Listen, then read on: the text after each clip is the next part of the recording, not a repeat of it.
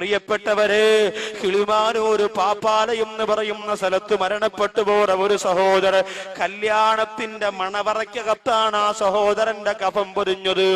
മണവറയുടെ അകത്ത് വെച്ചാണ് ആ സഹോദരന്റെ കഫം പുടവ പൊതിഞ്ഞത്. ഞാനാണ് ആ വീട്ടിലേക്ക് മയ്യത്ത് പൊതിയാൻ വേണ്ടി ചെന്നത്. വളരെ സങ്കടം തോന്നി. 30 വയസ്സിനകത്ത് പ്രായമുള്ള സഹോദരനാണ്. കല്യാണം കഴിഞ്ഞിട്ട് 3 മാസമേ ആയുള്ളൂ. എന്തേ വരുന്നവരൊക്കെ പറയുകയാണ്, യവനിതിന്റെ വല്ല കാര്യമുണ്ടായിരുന്നോ? ഞാൻ ചോദിച്ചു, ഉപ്പാ, ഈ സഹോദരൻ മനഃപൂർവ്വം മരിച്ചതല്ലല്ലോ, അള്ളാന്റെ തീരുമാനമായപ്പം മരണപ്പെട്ടു പോയതല്ലേ. ആ സമയത്താണ് അവര് പറയുന്നത്, ഉസ്താദേ, ഇവന് മാരകമായ രോഗമായിരുന്നു, 3 വർഷത്തിൽ കൂടുതൽ ജീവിച്ചിരിക്കൂലാന്ന് 2 വർഷത്തിന് മുമ്പ് RCCയിലെ തിരുവനന്തപുരം RCCയില് വിദഗ്ധനായ ഡോക്ടർ സർട്ടിഫിക്കറ്റ് കൊടുത്ത രോഗത്തിനുടമയായിരുന്നു യവൻ. പിന്നെന്തിനാണ് പെണ്ണ് കെട്ടാൻ പോയത്? പിന്നെന്തിനാണ് നിക്കാഹിന് പോയത്?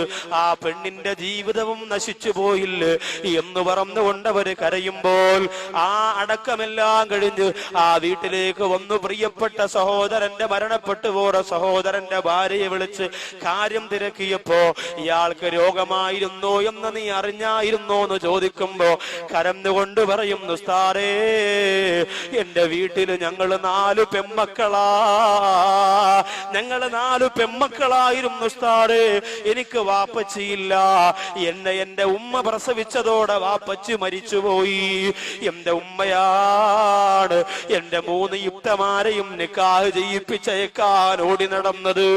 എല്ലാ പള്ളികളിലും പോകുമായിരുന്നു. ഒരുപക്ഷെ നമ്മുടെ ജുമഅത്ത് പള്ളിയുടെ മുമ്പിൽ വരെയും വന്നിട്ടുണ്ടാവും. നമ്മൾ അറിയില്ലല്ലോ, നമുക്ക് നേരമില്ലല്ലോ. ജുമാ നിസ്കാരം കഴിഞ്ഞ സലാം വീട്ടിയിട്ട് ദുനിയാവിന്റെ കാര്യത്തിനിറങ്ങി ഓടുമ്പോ കർച്ചീപ്പും പിരിച്ചു മുമ്പിലിരിക്കുന്നവരെ ശ്രദ്ധിക്കാൻ പലപ്പോഴും നമുക്ക് സമയം കിട്ടാറില്ലല്ലോ. അങ്ങനെ ആ പെങ്ങള് പറയുന്നു, എന്റെ 3 ഇത്തച്ചിമാരെയും എന്റെ ഉമ്മയാണ് കഷ്ടപ്പെട്ടുകൊണ്ട് ഓരോ പള്ളികളിൽ പോയി ഓരോരുത്തരെയും കണ്ടു പണപ്പിരിവ് നടത്തിയിട്ട് നിക്കാഹ് ചെയ്യിപ്പിച്ചത്. അങ്ങനെ എന്റെ ഉമ്മ ഒരുപാട് കഷ്ടപ്പെട്ട് ജീവിച്ചവരാണ്. നമ്മളൊക്കെ രാത്രി കിടക്കുമ്പോ ഉമ്മ അടുത്തു വന്നിരുന്നു പലപ്പോഴും കരയാറുണ്ട്. അവസാനം എന്റെ നിക്കാഹിന്റെ സമയമായപ്പോ, ഉസ്താദേ, എന്റെ ഉമ്മിച്ചാന്റെ കാല് മുറിച്ചു. ഷുഗർ ബാധിച്ചുകൊണ്ട് എന്റെ ഉമ്മാന്റെ കാല് മുറിച്ചു. മറ്റേ കാലും സുഖമില്ലാത്തത് കൊണ്ട് ഇനി വടിവിണ്ട് പോലും നടക്കാൻ പാടില്ല എന്ന് ഡോക്ടർ പറഞ്ഞു. അങ്ങനെ എന്റെ ഉമ്മ ഒറ്റപ്പെട്ടുകൊണ്ട് വീടിനകത്ത് കഴിഞ്ഞു.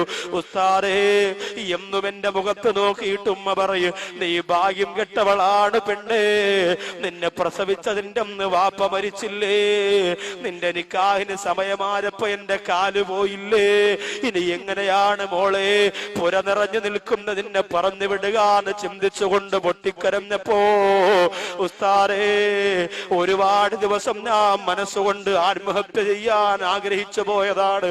പക്ഷേ ഈമാനില്ലാതെ മരിച്ചുപോയി നരകം കിട്ടുമെന്ന് പേടിച്ചുകൊണ്ടാണ് അത് ചെയ്യാത്തത്.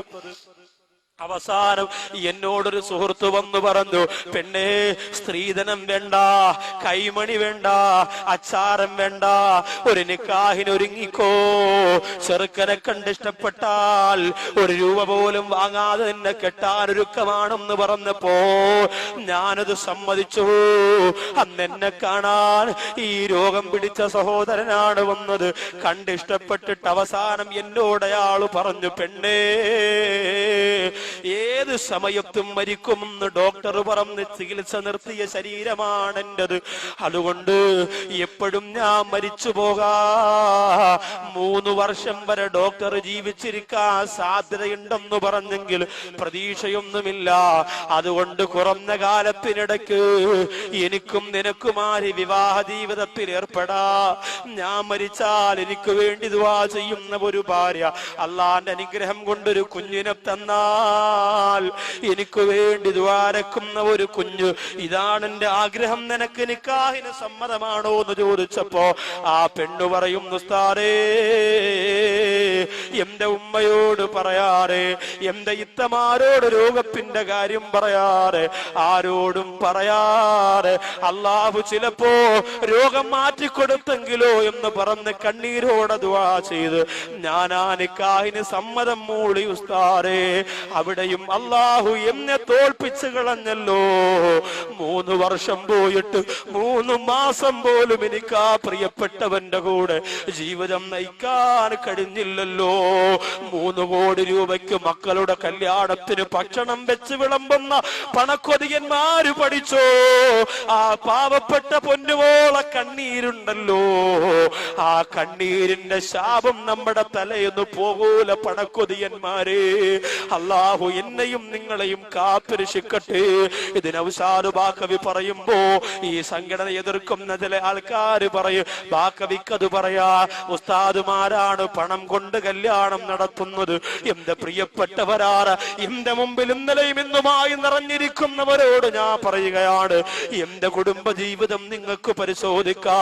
വാപ്പ മരിച്ചുപോര പാവപ്പെട്ട സൗന്ദര്യമില്ലാത്ത 4-5 പെൺമക്കളെ കൊണ്ട് പൊറുതിമുട്ടിപ്പോര കുടുംബത്തിൽ നിന്ന് ഒരു പെൺകുട്ടിയാണ് നൗഷാദ് ബാക്ക വിവാഹം കഴിച്ചത്. ഇതെന്തിനാണ് ഞാൻ നിങ്ങളോട് പറയുന്നതെന്നറിയോ?